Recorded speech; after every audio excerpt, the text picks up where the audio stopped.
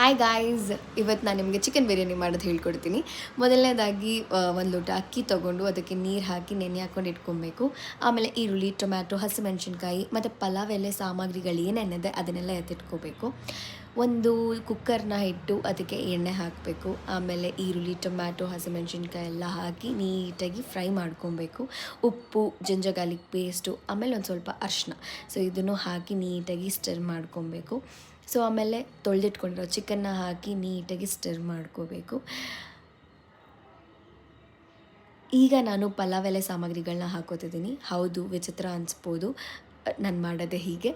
So ಇಲ್ಲಿ ತೋರಿಸಿರೋ ಎಲ್ಲ ಸಾಮಗ್ರಿಗಳನ್ನು ನೀಟಾಗಿ ಫ್ರೈ ಮಾಡ್ಕೊಳ್ಳಿ. ಏನಕ್ಕೆ ಫ್ರೈ ಮಾಡ್ಕೋತೀವಿ ಅಂತಂದರೆ ಹಸಿ ವಾಸನೆ ಹೋಗಬೇಕು ಅಂತ.